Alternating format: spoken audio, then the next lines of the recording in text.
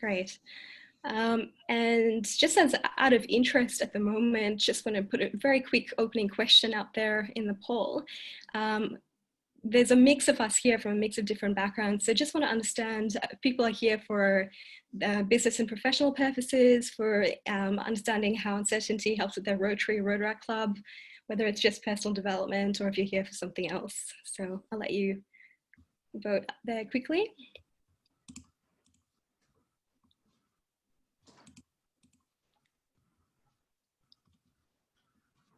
Great, just a couple more people need to vote, I think.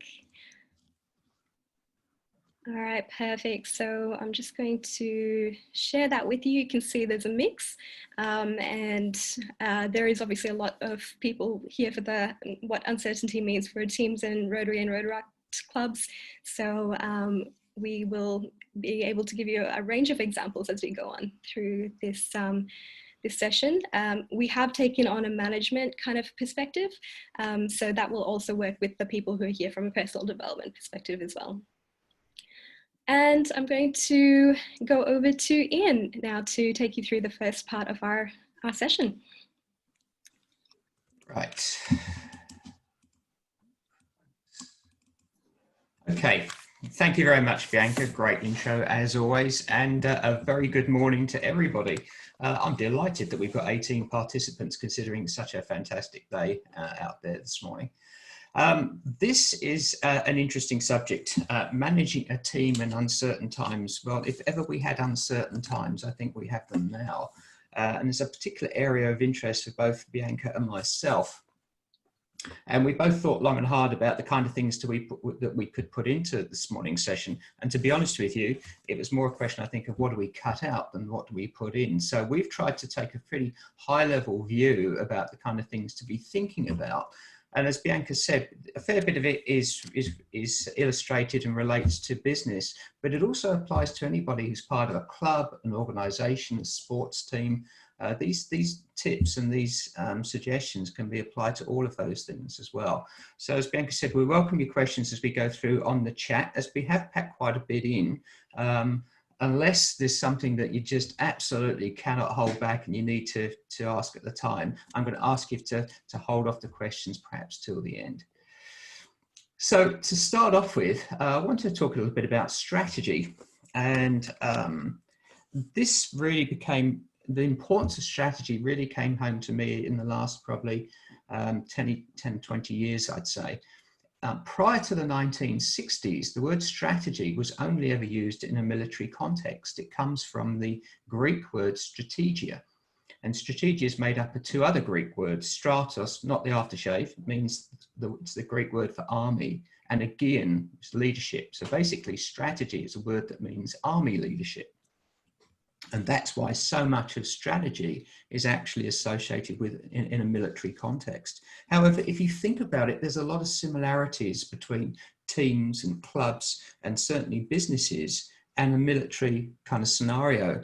All of those elements, they have objectives. They're things that they need to achieve. Armies need to win battles. Businesses need to win market share.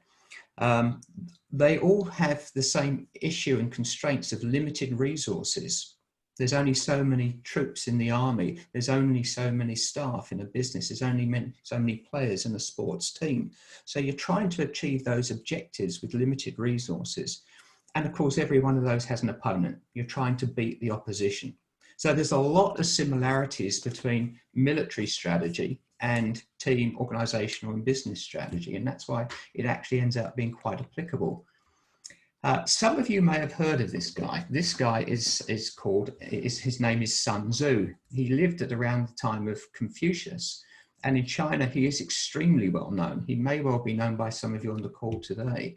And he's famed for his ability to win his battles through a highly strategic approach. And luckily for us, he wrote down his strategies and what he did in order to win his battles and succeed in a book called The Art of War. It's a fascinating read. It's really interesting and insightful. But Donald G. Krauss has taken that book and actually translated it into a business context. So instead of talking from a military perspective, he now gives these examples in a business or commercial context. And some of the statements that come out of that are remarkably insightful and still valuable and useful today. And as you can see, according to Sun Tzu, a winning leader, executive in business, creates the conditions of victory before taking any initiative. A losing executive takes initiative before knowing how to succeed. In other words, planning is critical. Fail to plan, plan to fail. And according to Sun Tzu, in considering strategy, the key elements of strategy for him were identifying opportunity, gathering facts, analysing alternatives, judging appropriateness, and taking action. So it's all those things that need to be done, the actions that need to be done in order to implement your strategy. So for us, there's a number of key elements of strategy. The reason it's worthwhile having this, and it applies even in uncertain times, but when you're managing in certain times, but when you're managing in uncertain times, these things become extremely important. As I said right at the beginning, every organization, team, business has only limited resources. So key thing about strategy is understanding, how do I use those limited resources to best effect? When you define a strategy, it provides a holistic approach for everyone. Everybody understands what needs to be achieved. And it's the key element of strategy is identifying the right things to do. I once heard a great definition of leadership where it said that leadership is about identifying the right things or doing the right things. Management is about doing things right. Subtle but important distinction. So strategy is very much something that is part of leadership and setting clear direction for the business, the team, or the organization. You can't define a strategy in a vacuum, though. In order to be able to determine what is it we're trying to achieve, what is it the end goal actually is, it requires an understanding what's actually going on for that team at the time. So fundamentally, it requires the team or organization, business, to answer a key question. What are those few things that we're going to do outstandingly well to win and go on winning in this environment? That's a quote I took directly from a guy called Willie Peterson. His book, Reinventing Strategy, for me was an eye-opener. But fundamentally, it comes down to looking at what are the few things, how do I identify those key core things I need to focus on when there's so much other stuff going on? How do I focus on the right things to get done? And that's basically what strategy is about. So in a nutshell, good strategy will consist of a number of things. And I'm going to cover each of these at a high level in a minute. A well-defined vision statement. What is it that the team or the organization is ultimately trying to achieve if everything worked? The purpose, what are we actually here to do? And a well-defined set of goals and objectives. So specifically, how do we actually define precisely what it is we want to achieve and give ourselves the ability to measure and track our performance against that, which is where the data element comes in here as well. Now, some of these things, when you look at it for the first time, you think, well, that's pretty obvious, isn't it? But I have to say, in my work experience, although it may seem to be obvious, unless this stuff is written down and shared amongst the team and agreed and developed in an organizational group, people very often have different interpretations about what the team or the organization or the business is actually there to do. So getting alignment and agreement on all those things is critical. And it needs to be done in a simple, easy to understand way. So I'm going to show you some simple ways and some examples of some of these key elements. And I'm going to start with conveying a vision, because this is a really, really important element of strategy. I love this quote by Lewis Carroll: if you don't know where you're going, then any road will get you there. In other words, you may end up where you want to end up finally at. You may do, or you may not. But if you do without a vision, without clarity in terms of where you're trying to get to, getting there may take a whole lot longer and be a whole lot more expensive than it needs to be. So nobody would dream of setting out on a journey without first understanding exactly where it is they're trying to end up. And it's just the same with the team and the business organization. What are we actually trying to achieve?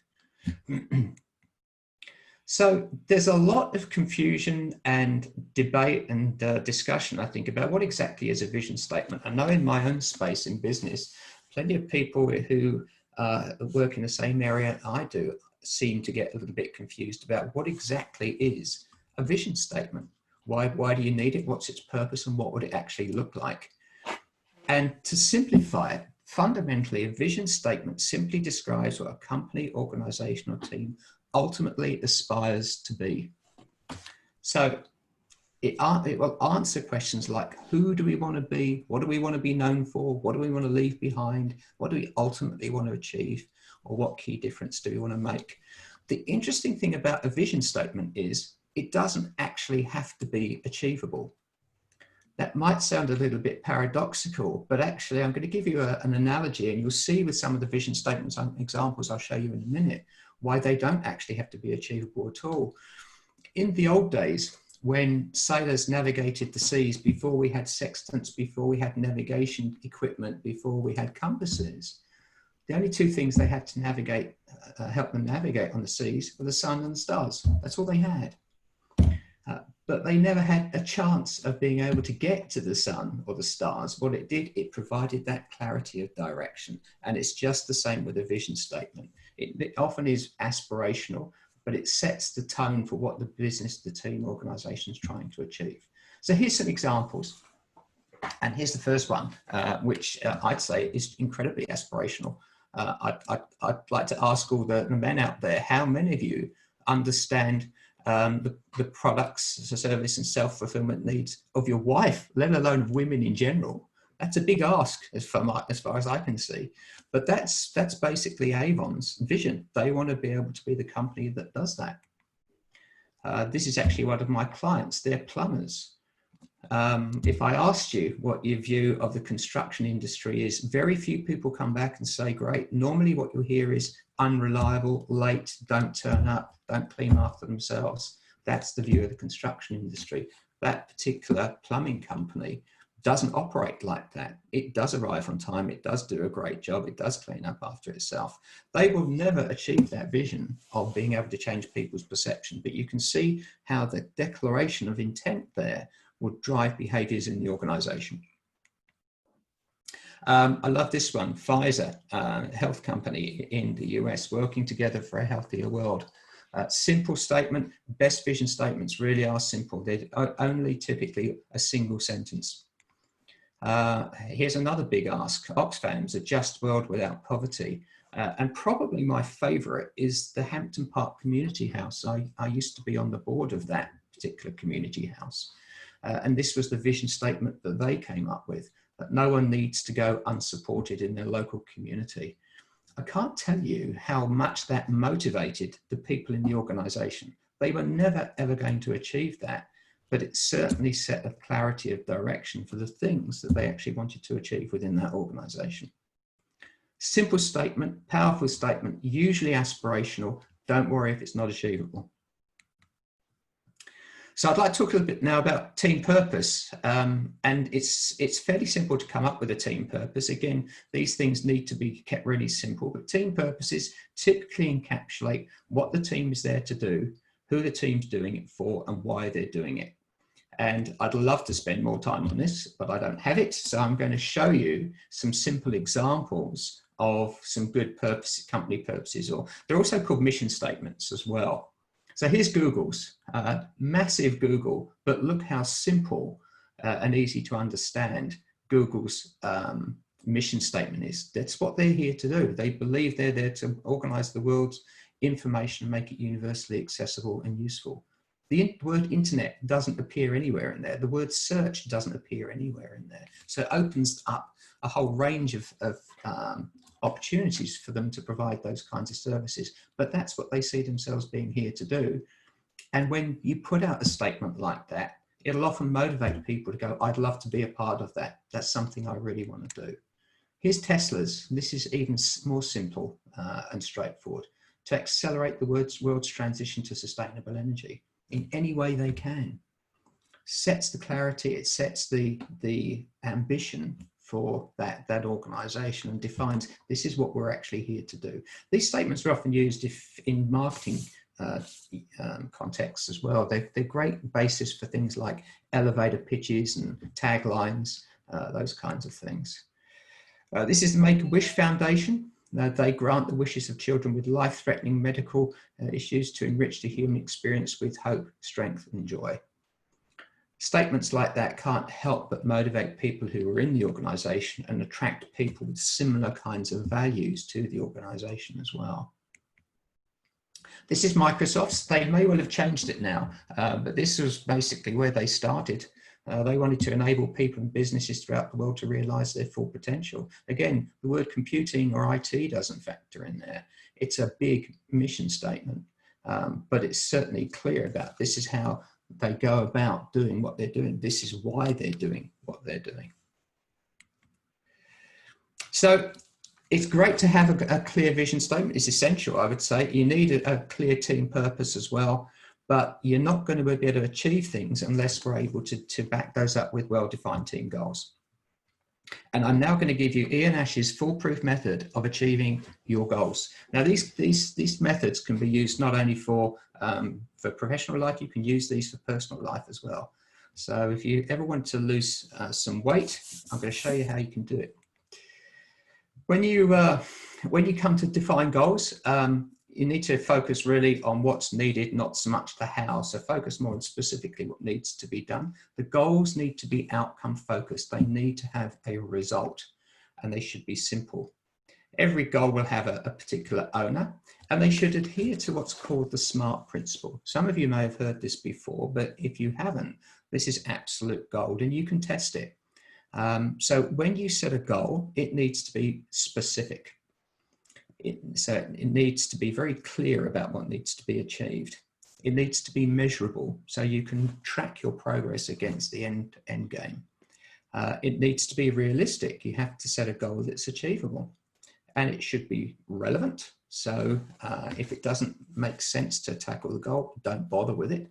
And it must be time specific. So for example, if you're running a business and you have a sales person in business responsible for sales, they may have a SMART goal, which is to achieve $1 million worth of revenue in financial year 2021. That is a SMART goal. It's very specific, $1 million worth of revenue. You can measure your progress against it month by month. Hopefully for the company size, it'd be achievable. If it's for my business, it might be tougher. Relevant to the business, and there's a date, 30 June 2021. So test it, because very often when it sounds easy, and if you're looking at this for the first time, you say, well, that's obvious, isn't it? But then if you actually start to write it down, I often find when I ask people to come up with a SMART goal, invariably one of those things is missing. So that's critical. Many people have heard of that. They haven't necessarily heard of this. And this is a study that came from Brigham Young University in the US, shows the percentage likelihood of achieving goals. And I'm going to illustrate this through an example. Up until last year, I used to do the Puffing Billy Fun Run. So let's say we're going to run it again next year, and I need to shed a few kilos in order to be able to do that race. If I come up with the idea of shedding a few kilos to help me run that race, my chance of achieving it's probably going to be around 10%. If I then actually state the commitment that says I'm going to lose, let's say 6 kilos, I've now increased my chance of achieving that goal because I've put a specific number behind it. I've made a specific commitment that I'm going to lose 6 kilos, but my chance of achieving is still only 1 in 4. If I now put a date on that that says, okay, I'm going to lose 6 kilos by 30th of April, now I've made it even more specific. We're getting into SMART goals territory, but my chance of achieving is still only 40%. Some of you may now be able to be seeing why a lot of New Year's resolutions don't actually happen. You've got to do this stuff to make it happen.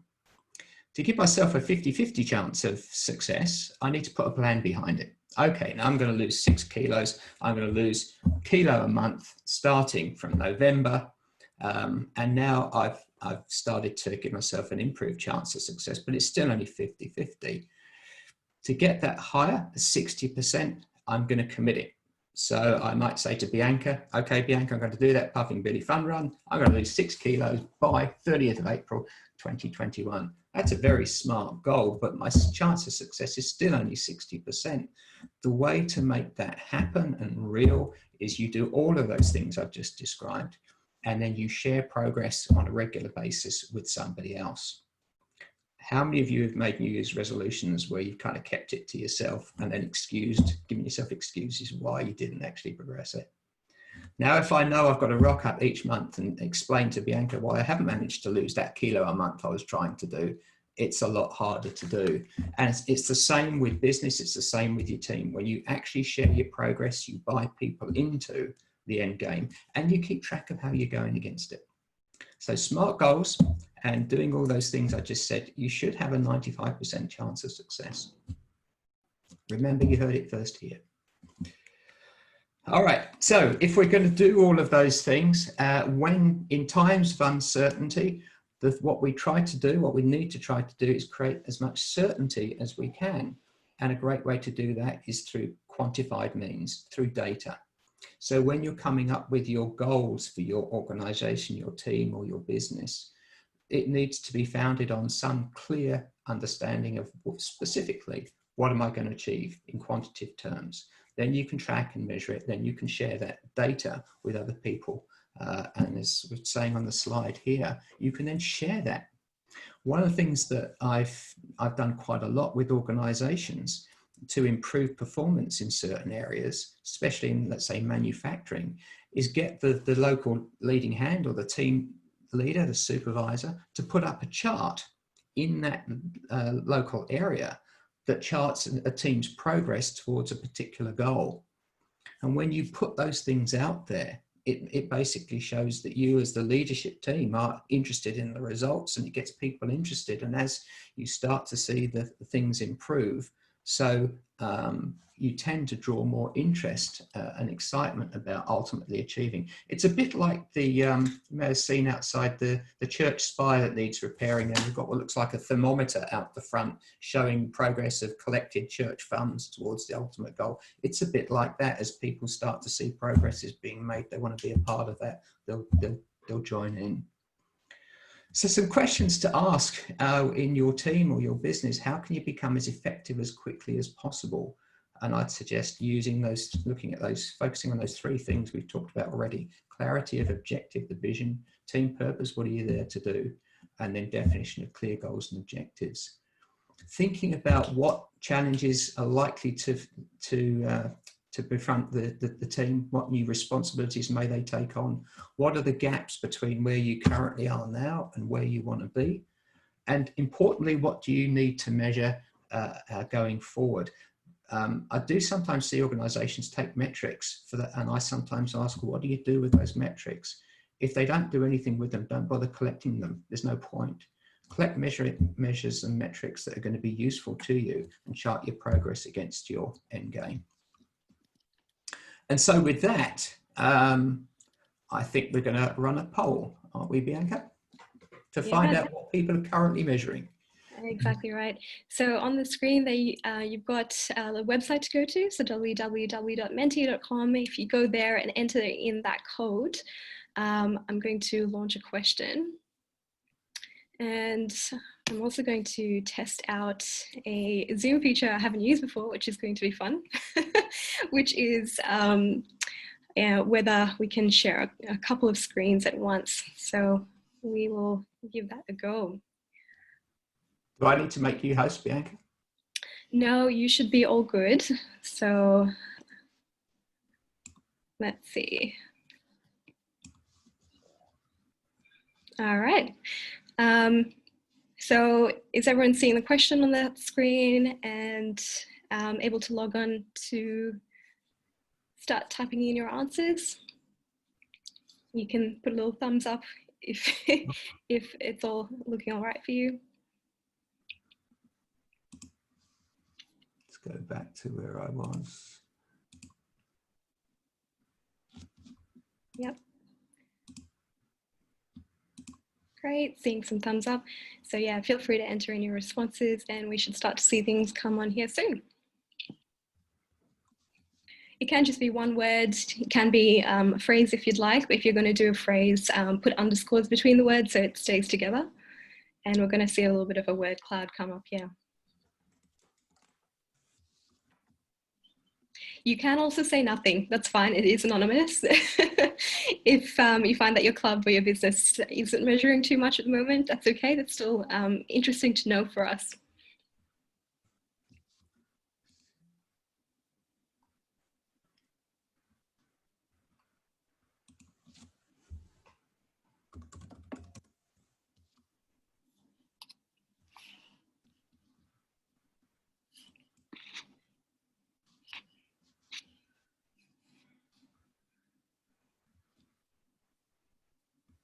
There we go, a few more coming in. That's great.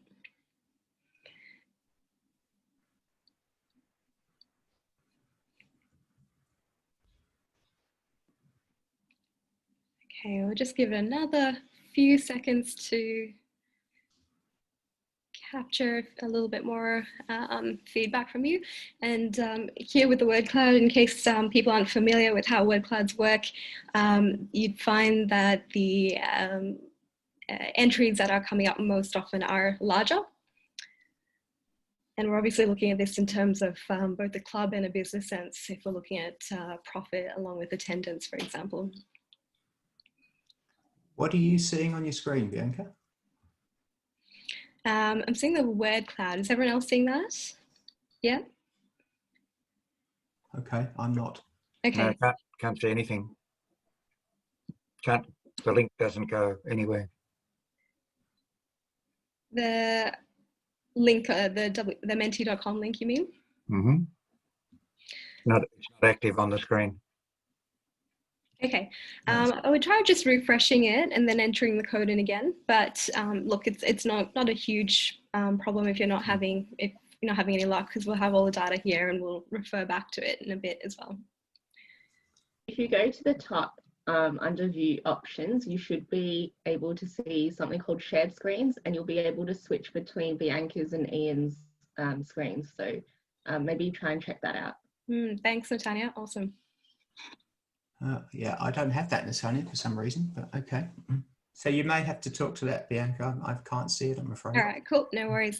So at the moment we've got fairly evenly, actually, it looks like things like participation, attendance, well-being, numbers of members, client satisfaction, productivity, sales, profits, membership, knowledge sharing. So there's a whole range of things there.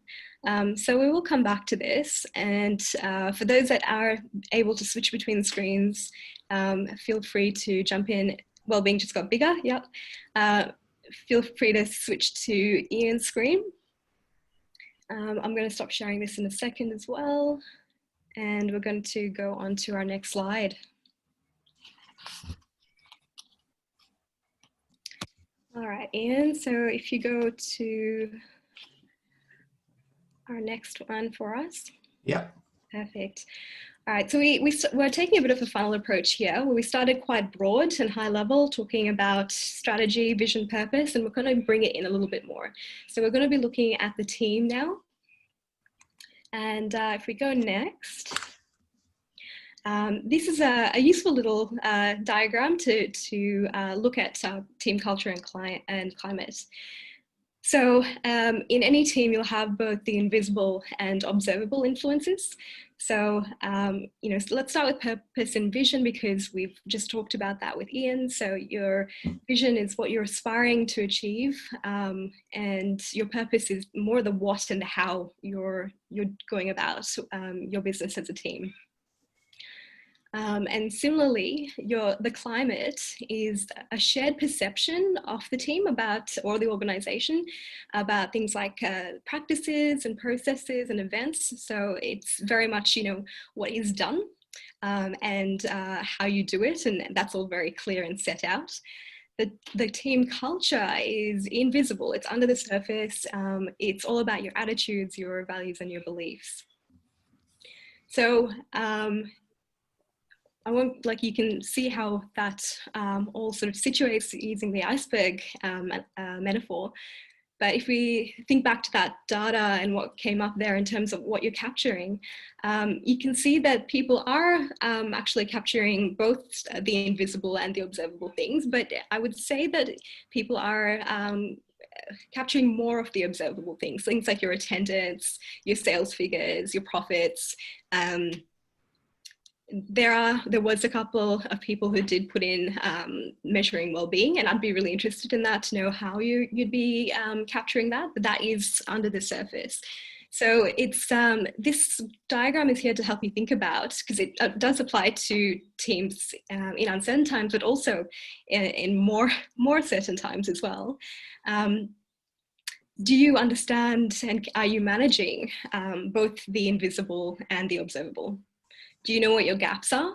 And do you know how to capture data for both those spheres? So just take a moment to reflect on that a little bit. Another way that you can kind of start to open this discussion with your team as well is if you imagine creating a little bit of a grid, 4 squares, with climate, culture, purpose, and vision, and sort of showing this model and this diagram. And if you get your team to sit down as individuals and sort of write down what they think is the climate, what they think the culture is, what they believe the purpose is and the vision is, it would be a really interesting exercise to see if everyone's on the same page, and hopefully start a bit of a dialogue and a bit of a discussion around what the differences are, what the similarities are, and whether you are, whether the observable is clear for everyone. So just a bit of an interesting exercise to work to. All right, so we'll go into the next one, and so digging more into that team culture, especially if we're looking at sort of remote working, there are a few things that you can do. So they're listed the dot points there.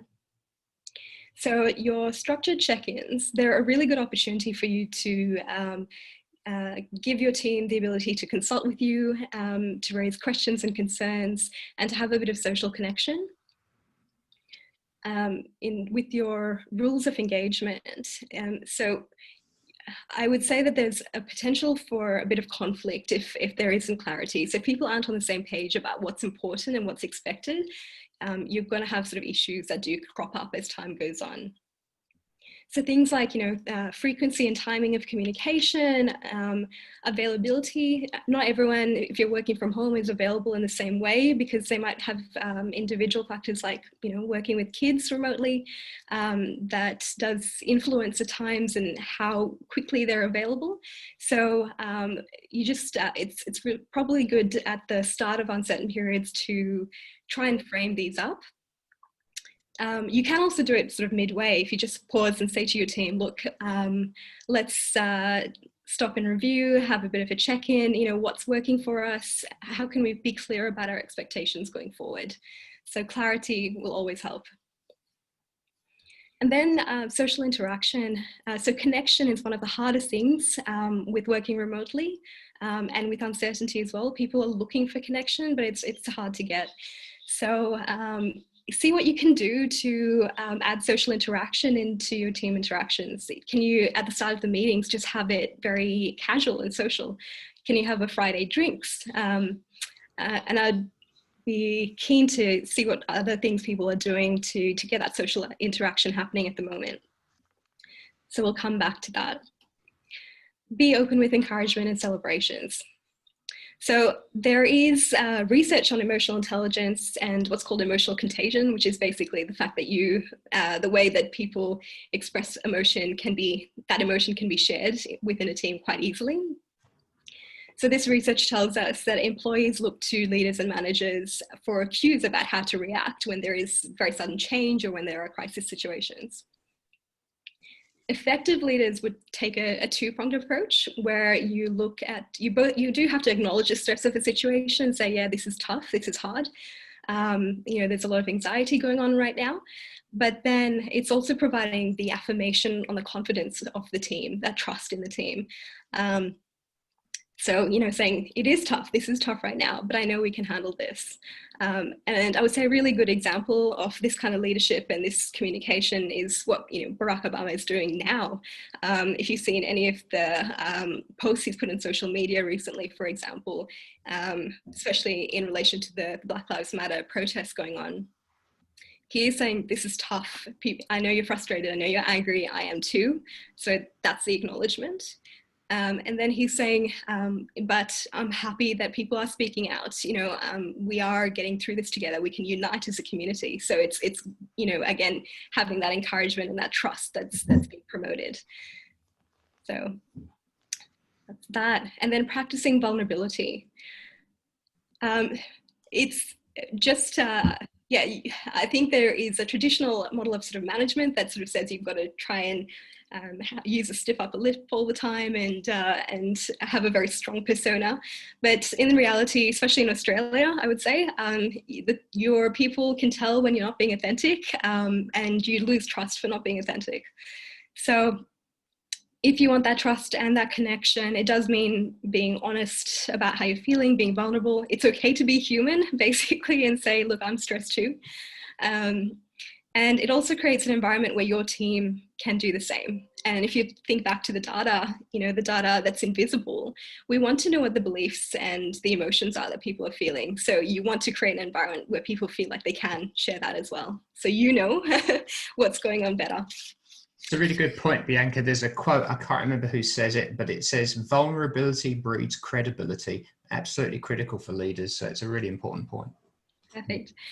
And rather than using Menti so we don't have to change screens at the moment, what I might get you to do is just in the chat instead, just type in some of the things that either your team has done or that you've seen other teams do that has helped with team culture, particularly around social interaction. You know, has there been anything that's been fun and that's helped with that connection? I'll give you a few moments to pop some ideas in there. And I did want to mention, yes, we will be sending a copy of the slides after this as well. Celebrate successes, absolutely.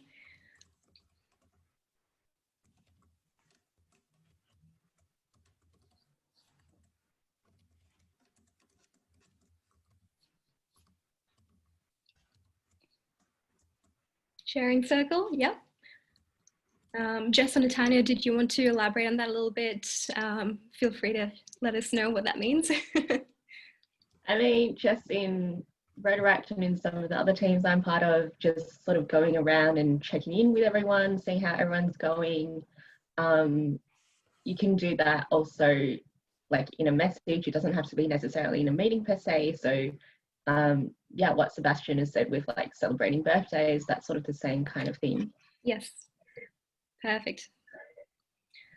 Celebrations, yes, birthdays, anniversaries, you definitely want to keep acknowledging those, really important. Yeah, and Zoom breakfast. That's great. Online quiz, yep. I know that, yeah, so Jake's a teacher and in the staff room. Jake, did you want to say what you do with that? Sure. I think normally what we'd do in a lunchtime in the staff room is we'd do a you know, someone would have the paper and would do the quiz, but you know, in online we've tried to maintain that, and so either we take turns and get either paper or we get the online version, and every lunchtime we meet up and we do the quiz, which is good, and maintaining some normalcy and making it a bit of fun. And I can testify to the fact that there is a bit of fun with that, because I hear laughter through the wall at lunchtime with that quiz. Great, put the fun into work, flexible with check-ins, yep. Loving all those ideas, guys. And hopefully you can all read through those and potentially get some ideas as well. At my workplace, we do a Friday trivia every, you know, once a month or so. And we just do an online trivia over Zoom and have a drink. So that's a bit of fun as well. All right, thank you, Ian. If you go to the next one for me. Yep. Perfect. So looking at now managers and for club leaders as well, there are similar things involved here. We are going to go a little bit technical into the manager side of things, just because there are some important pieces to be aware of here. So, yep, perfect. So as I mentioned, I'm working within the wellbeing industry, so particularly important at this point in time with COVID, and there is an increasing obligation on employees and managers as well. It's growing in terms of the legal sense too. So there are two things I want to mention with well-being. Number one, you can't fill from an empty cup. So if you've heard that saying before, it just means that if you don't look after yourself, then you can't look after others. So it's really important that you make sure you're not burnt out, you've got that self-care happening for yourself, you're managing your workload all right and everything, because you can't care for others without being in a good place to do so. And the second thing is you have a duty of care to look after your team as a manager.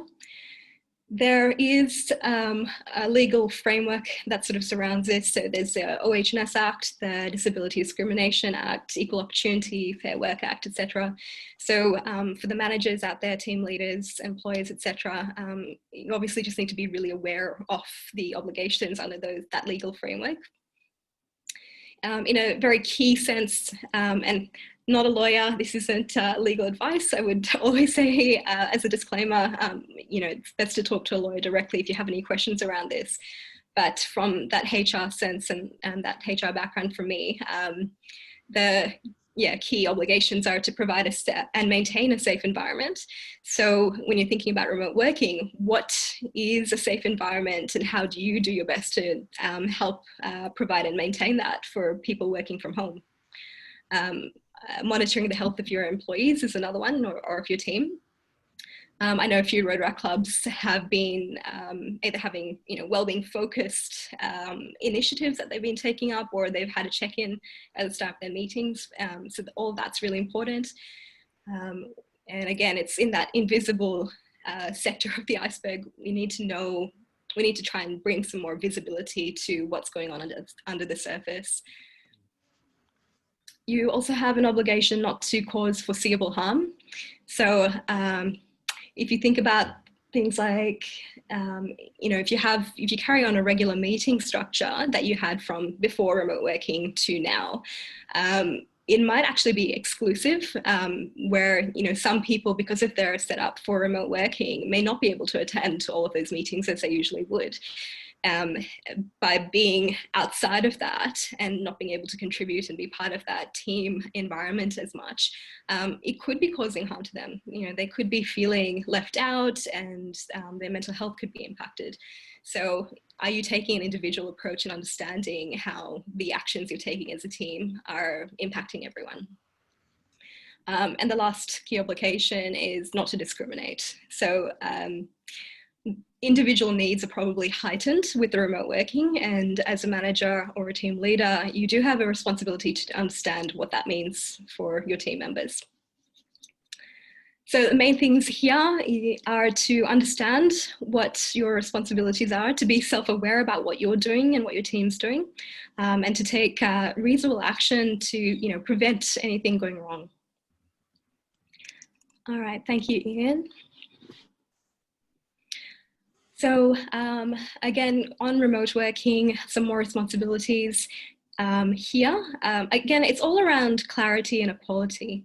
So making things very clear with policies about what's expected, so people aren't unsure or doing the wrong thing, or putting potentially getting in a point where they might create harm for themselves.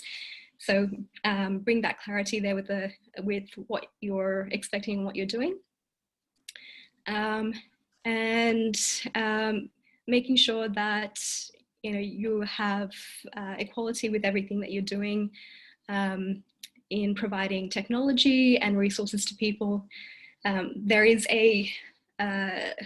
abbreviation that I was made aware of through work, which is AIM. So you want to have access to equipment and technology for remote working. You want to take an individual approach to make sure that each individual's needs and environments are set up for that remote working, and then manage to a framework around that.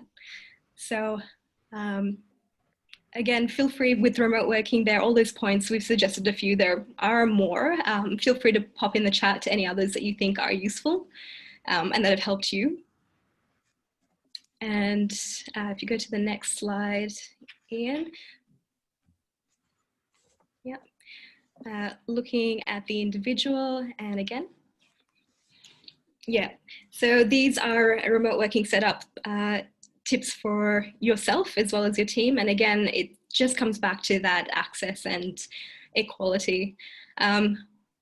For the making sure that your workstation, your home office is set up properly, just a bit of interest around this, and I'm happy to share a couple of articles when we send out the slides, but your typical 1990 sort of setup for your workstation, there isn't too much research around that. And the research around having a setup that prevents injury is actually much more comprehensive. So they look at sort of your behavior as a worker and then sort of say, these are some suggestions that would help you with your setup around that. So if people are interested, I can share some of the research around it. But you want to be comfortable, you don't want to be straining yourself, and you want to keep moving as much as possible and give yourself breaks, ideally. All right, and lastly, We have. Yep. So with your communication tools, I'm sure you've been exposed to a few already.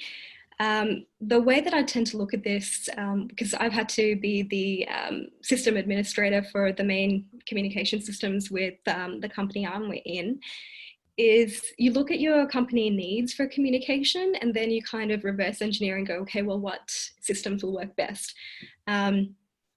And you might need a couple, and that's okay. If you think about your phone, you know, you've got a whole lot of different apps for different purposes and you've gotten used to using them over time. You might need to use multiple systems for multiple platforms for different things. Have faith in your team to get across them and be comfortable with them. But the main sort of takeaway here is if there's a purpose and a need, and then you find that there's if there's a purpose and a need, you pick your tool for it. And if there's a clear benefit, that's what's going to get your team really across it. And that's what's going to motivate them to be using it more often. For Zoom, for us, we were hardly on video platforms at the start of the lockdown, but Zoom obviously became a massive one for us. Zoom also has an instant messenger function. So, you know, we have one-to-one chats, or we have team chats with the Zoom platform. So that's, you know, understanding what each platform offers is really helpful. All right, and we're pretty much in time. So I believe now we're just going to share a evaluation poll, and we're also going to open it up to questions. So the poll should be launched and you should start to see that on your screen. So we'd love for some feedback from you. And feel free to write your questions in the chat or to speak out loud. I know that one question earlier was, what software package would you recommend for data capture or analysis or reporting? And I'm happy, and if you want to jump in as well, but with I think this is a pretty complex question, and I think it really depends on your business needs in particular. So if I were you, I'd be mapping those needs out and then matching it to the software package that best captures it. So it can't be a one-size-fits-all, unfortunately.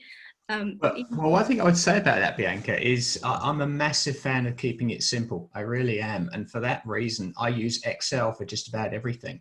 I mean, unless you're using really specific, need-specific measures associated with a particular software platform or application, I generally find Excel is good enough. And the beauty about Excel is you can use pivot tables, you can use charts to represent very quickly and easily the resultant data. In fact, Roy, who's on the call, coordinated a survey for the club, which we had a fantastic response to. And my wife, who's an absolute gun at pivot tables, produced the results. Real clarity about exactly what was achieved, simple and easy to do. My strong recommendation is, unless you absolutely need it, don't go out and buy a special tool to do the analysis. Use Excel. It'll do what you need 90% of the time. There are also some very free, simple ones that you can use, and then the data exports into Excel. Things like Google Forms, for example, and even SurveyMonkey. So they're very easy, free tools that you can use to create your surveys, to capture your different types of data. All right, a couple more people I think just need to put in their votes for the feedback. And perfect, great. Thank you for that, guys. Any more questions at this point?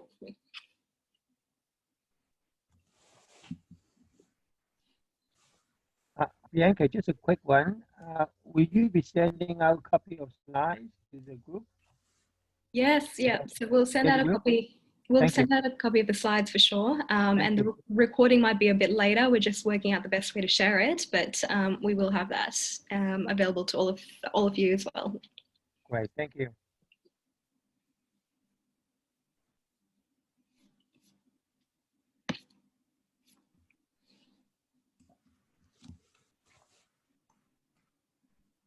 Great. Okay. Okay, no other questions? I submit it's not working.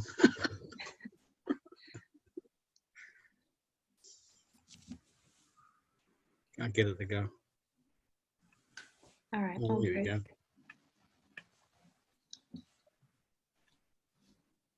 I've noticed, Bianca, it only looks like 16 people are required to submit. I don't know what.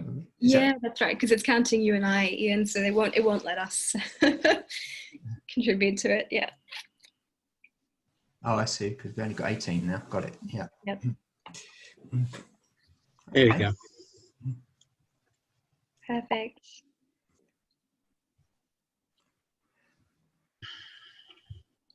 No other questions? No. All right. Well, thank you very much indeed, everybody, for your attendance. Bianca and I enjoyed co-hosting this, and certainly enjoyed putting the material together. I hope you got a lot out of it. If there is anything, the information there is on the screen if you want to follow up with either of us, but really appreciate your contribution. Is there anything else you wanted to add there, Bianca? Yes, just wanted to let everyone know that the next topic in 2 weeks' time, again on 10 a.m. on Saturday, is going to be integrating the younger generation into the workplace. So that's coming from two perspectives, as from Jeff as a business owner, and then from myself as a younger generation as well. So we will start to advertise the registration link for that in the very near future. But thank you all for joining, and I hope you enjoy the really beautiful sunny day that's that's here at the moment.